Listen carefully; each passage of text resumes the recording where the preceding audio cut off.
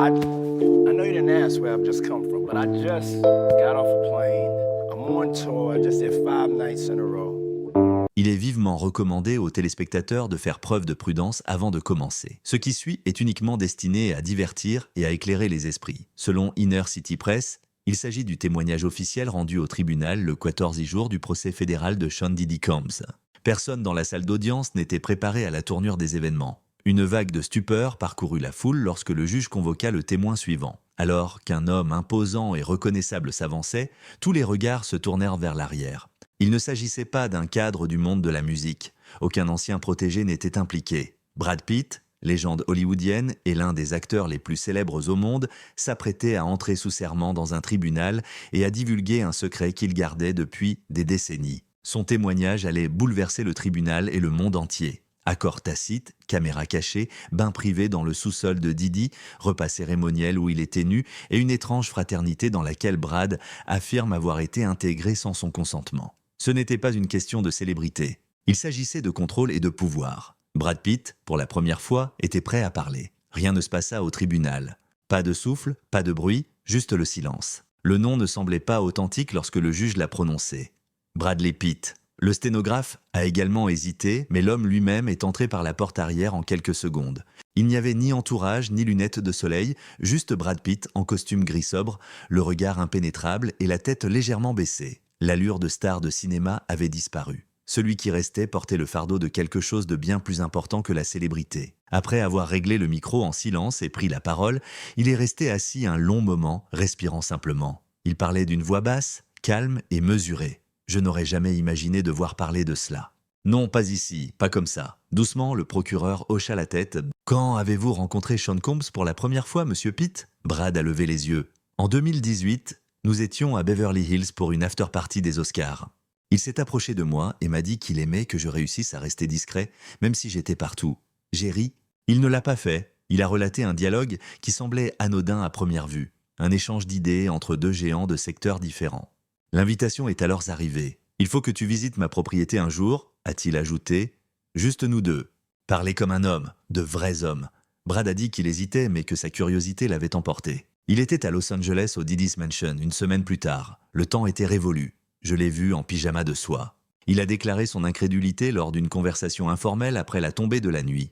Je suis resté, même sans comprendre ce que cela signifiait. L'ambiance, a-t-il dit, était enivrante. Non pas à cause de l'alcool, mais à cause de la décoration de la maison.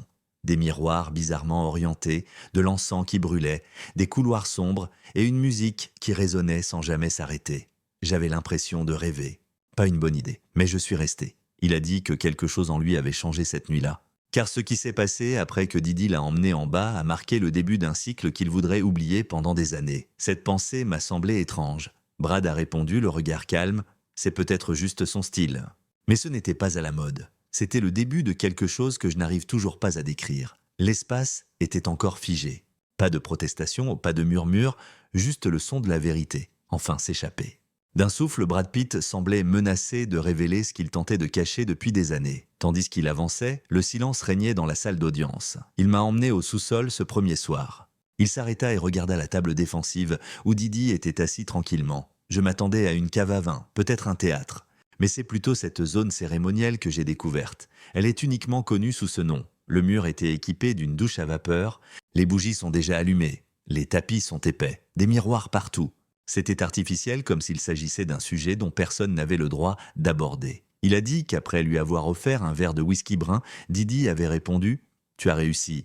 Effaçons maintenant ce qui reste de ton passé. » Brad jeta un coup d'œil au juré. Jusqu'à ce qu'il commence à se déshabiller, je n'avais aucune idée de ce qu'il voulait dire. Il m'invita à l'accompagner. Sous la douche, il y eut quelques halètements dans la salle d'audience. « Non » répondis-je. Il a répondu « C'est juste de l'eau » avec un sourire. « Ayez confiance. Je n'ai pas été touché par lui. Je n'ai pas été forcé par lui. Mais il y avait une pression pesante. Pas un mot, la voix de Brad faiblissait légèrement. Je suis entré. Juste devant la porte, son personnel s'activait en silence, tandis que je me tenais à ses côtés sous l'eau. Ils étaient à l'étage avec sa famille. Ce détail est resté gravé dans ma mémoire. Sa famille était présente. Bien qu'il n'y ait rien eu de explicitement sexuel, il a dit que c'était surtout troublant à cause de l'ambiguïté émotionnelle, de la vulnérabilité et de l'impression de proximité. Il a dit quelque chose comme « C'est comme ça que les rois se réunissent ». Et parce que tu es avec moi maintenant, tu es en sécurité. J'étais tellement déconnecté de moi-même à ce moment-là. Ils sont restés là une dizaine de minutes, se souvient-il, sous l'eau chaude. Ne parle pas. Seul son pouls palpitait et le bruit de l'eau qui coulait. Après qu'ils se furent séchés, Didi lui donna une robe et lui demanda de revenir dès qu'il se sentirait à nouveau authentique. Après avoir quitté cette résidence, j'ai dormi 3 nuits d'affilée. Pourtant, à mon retour, Brad a baissé la voix. On ne quitte pas ce monde indemne une fois qu'on y est entré. On ne manque de rien. Il était clair que le jury était déstabilisé. Certains spectateurs essuyaient leurs larmes. Didi restait inébranlable sur la défensive. Ses jointures, cependant, étaient devenues blanches alors qu'il agrippait la table. Brad Pitt resta immobile un moment avant de poursuivre. Il fixait un objet lointain, quelque chose que lui seul voyait. Lorsqu'il reprit la parole, sa voix devint vide au lieu d'être hantée. D'une voix douce, il mentionna les banquets. Ils n'avaient pas lieu dans les restaurants. Non, pas lors des premières, elles se déroulaient à huis clos dans les résidences de Didi, dans un silence absolu. La première invitation était emballée dans un parchemin doré, ajouta-t-il. Pas un rendez-vous, juste une fois, et une phrase manuscrite, n'apportait rien. Partir sans rien. À son arrivée au domaine, Brad passa devant la cuisine et emprunta un couloir qu'il n'avait jamais vu auparavant. On le conduisit dans une pièce éclairée uniquement par des lustres rouges. Toute la longueur de la pièce était occupée par une longue table en verre. Et rien d'autre. Pas un plateau. Pas de siège. La table seule et désert. Classique, en boucle, presque déformé. Puis Didi entra nu, pas même un vêtement. Il fit un geste vers la table. « Allonge-toi, inspire. » « C'est la communion. » Brad hésita, incapable d'interpréter son expression. Je n'y étais pas disposé, mais il semblait avoir pris sa décision en me regardant. Je l'ai donc fait. Il raconta comment lui et Didi étaient allongés côte à côte. Ils sont tous les deux sortis, sensibles. Des miroirs tout autour. Aucun des deux ne dit un mot. Il n'y avait rien à manger. Nous sommes restés ainsi pendant 1 heure. Ne parlez pas. Évitez tout contact visuel. Le seul bruit que vous entendez est notre respiration. C'était peut-être de la performance, me suis-je dit. Une idée abstraite. Je l'espérais. Cependant, Brad prit conscience d'une chose après le 3e repas. De minuscules lentilles noires étaient encastrées dans les luminaires et des reflets incohérents dans les miroirs. J'ai réalisé qu'on était en train d'enregistrer. À ce moment-là, il s'est approché de Didi et lui a demandé s'il s'agissait d'une production. Selon les rapports, Didi a souri et a déclaré « On ne croit à l'art que lorsqu'il est préservé ». Brad est rentré chez lui ce soir-là et a cherché des caméras cachées dans sa maison. Le miroir a ensuite été arraché du mur de sa salle de bain. Je ne savais pas si je voyais les choses clairement ou si j'étais inquiet. Cependant, j'ai compris que je n'étais plus en sécurité. Il s'est tourné vers les jurés et sa voix est redevenue basse. Il n'y avait rien à manger pour moi. On m'enregistrait. Le pire, il ne savait pas s'il était le seul à assister à ces repas ou s'il était le seul à ne pas vouloir y retourner. Alors que Brad Pitt s'apprêtait à révéler le chapitre suivant, ses poings se serrèrent au bord de la barre des témoins. Il dit que c'était le point de bascule. C'était bien plus que les dîners et les douches, remarqua-t-il doucement. Voilà le résultat. L'accord, comme l'appelait Didi, Brad prétendit avoir reçu un colis directement chez lui quelques semaines après le 3e repas tranquille. Un simple papier, avec une écriture dorée sur le devant, était enfermé dans une reliure en cuir bleu foncé. Il était écrit « Accord de bien-être, protocole de communion privée ». Brad regarda le sol et dit « Au début, j'ai cru à une farce. » Cependant, le document avait force de loi. Il était signé par Didi et scellé par un notaire. De plus, mon nom était inscrit en haut. Les dispositions que Brad qualifiait d'intrusives mentales étaient incluses dans le contrat. L'une des clauses interdisait la reconnaissance vocale des expériences de nettoyage partagées. Pas de discussion sur les modalités de la réunion comme le lieu, l'heure ou la tenue vestimentaire. Le silence sera toujours considéré comme un accord. Brad a dit « Je n'ai pas signé », mais cela ne semblait pas avoir d'importance. En quelques jours, les choses ont commencé à changer, a-t-il déclaré. Ses appels étaient de la rester sans réponse. Contre toute attente, un accord caritatif qu'il avait conclu avec une entreprise informatique a échoué. Des rumeurs commencèrent à circuler selon lesquelles Brad était indigne de confiance, instable et en crise. Les cadeaux commencèrent alors. Il raconta une série de livraisons inquiétantes effectuées à de nombreuses résidences. Des bâtonnets d'encens imprégnés d'une substance inconnue. Des bougies noires en forme de personnages anonymes. Une plume blanche scellée dans du verre. J'ai demandé à mon assistant de trouver leur origine, mais aucune adresse de retour. Rien du tout. La goutte d'eau qui a fait déborder le vase fut un message manuscrit glissé sous sa clôture lors d'une averse. Le texte était encore lisible, mais le papier était plié. « Tu as rejoint la fraternité. » Évitez de briser le cercle. Brad s'arrêta, baissa la voix et leva les yeux. Je ne sais pas ce qu'ils entendaient par mot fraternité, mais je suis certain d'avoir été exclu. Ils m'ont emmené. Le temps semblait s'être arrêté dans la salle d'audience. Les gens pensent que le pouvoir est une question de décision, a-t-il remarqué. Mais quand quelqu'un comme Didi décide que vous êtes son projet, vous êtes coincé dans un labyrinthe d'eau sans issue et toutes les portes mènent à lui. Brad tourna son attention vers le juge. Je n'avais pas de contrat. Je n'avais rien à voir avec lui. J'étais néanmoins toujours sous sa coupe. Brad Pitt se dandinait sur la chaise du témoin, le visage blême sous les lumières du tribunal. La question du procureur, Monsieur Pitt, avez-vous déjà tenté de confronter directement Monsieur Combs à propos de ce que vous avez vécu, a accru le stress dans la salle. Brad a lentement hoché la tête. Effectivement, en 2021, l'occasion, a-t-il dit, s'est présentée lors d'un événement privé à Miami, l'une des fameuses soirées sur invitation de Didi, réservée à l'élite. Brad n'était pas parmi les invités. Il est arrivé à l'improviste. Je voulais le voir. Pour l'exprimer, pour dissiper l'envoûtement qui m'avait envahi. Le manoir, disait-il, avait des murs de velours, un éclairage tamisé, du jazz live dans une pièce et de la musique électronique vibrante dans une autre. Il avait l'impression d'entrer simultanément dans deux mondes. L'un de l'obéissance, l'autre des apparences. Didi se trouvait dans une pièce calme à l'étage lorsqu'il le découvrit. Boire, tenir bon, comme s'il attendait Brad. Je lui ai annoncé que je ne voulais plus faire partie de son monde dès mon arrivée. Pas pour ces cérémonies, ai-je dit. Il pensait que c'était autre chose que de l'amitié. Didi n'a pas contesté, il n'a pas crié, il a juste souri. Selon Brad, Didi aurait répondu « Tu peux partir. Cependant, tu ne seras jamais clean. » Brad hésita et son ton devint plus doux. Cette déclaration m'a bouleversé. C'était vrai. Non pas parce que c'était désagréable. Brad a dit qu'une semaine après l'altercation, il avait commencé à en ressentir les effets. Les dernières étapes d'un important contrat pour un film ont échoué. Son agence s'est désengagée. Les appels sont restés sans réponse. Ce n'était pas un hasard. Ses choix n'étaient pas commerciaux. Ils étaient soumis à des contraintes. Cela lui a servi d'avertissement. Tard un soir, raconte Brad, il a reçu un SMS de l'un des producteurs du film Avorté. Effrayé, il a ensuite effacé le message. « Quelqu'un que tu n'aurais pas dû irriter. Tu ne peux plus compter sur moi pour te soutenir. » Il fixa le sol un moment. Je croyais que ma peur était devenue trop grande. Je me sentais trop vieux, trop connu et trop en sécurité. Cependant, on comprend que la célébrité n'est qu'une autre forme d'argent dans le monde de Didi lorsqu'on l'affronte. Il est également propriétaire de la banque. La salle d'audience ne dit rien. On n'entendait que le claquement incessant du clavier du sténographe judiciaire, enregistrant chaque mot prononcé par un homme, brisant des décennies de silence à chaque respiration. Presque à voix basse, répondit Brad, je n'ai pas abandonné Didi. Il me libéra. Cela me rappela cependant ce qu'il avait encore. Le regard fixé sur le devant de la salle d'audience, Brad Pitt resta immobile. Sa voix avait pris une nouvelle tournure, plus douce qu'auparavant, une voix tremblante mêlée de colère et de gêne. Il a commencé, après Miami, je croyais que c'était fini. Il m'oublierait, me suis-je dit, si je faisais profil bas, si je me taisais et si je cessais de poser des questions. Didi, lui, n'a pas oublié. À Los Feliz, a affirmé Brad, on a frappé à sa porte privée au printemps 2022. Ni une livraison, ni une voiture.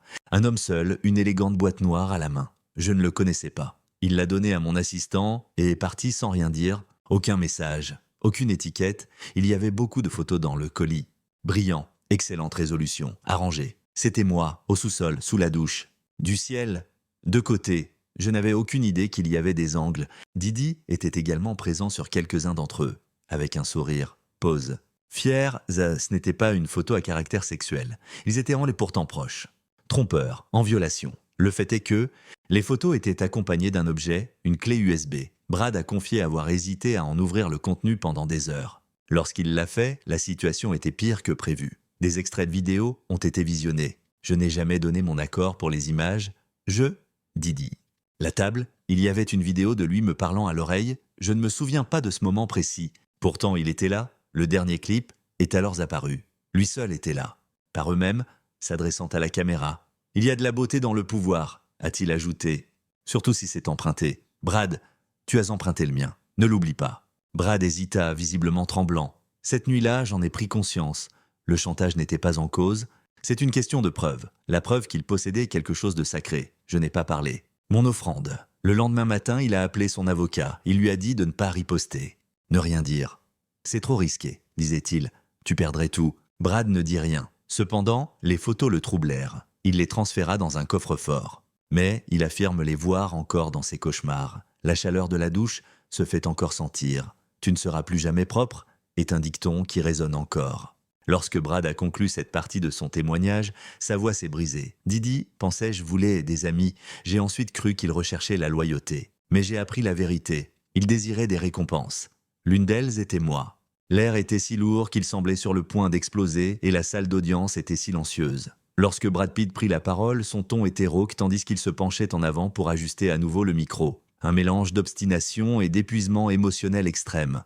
Parler ouvertement est considéré comme libérateur, a-t-il déclaré. Cependant, lorsque j'ai choisi de venir ici, je ne me sentais pas libre, et j'avais peur.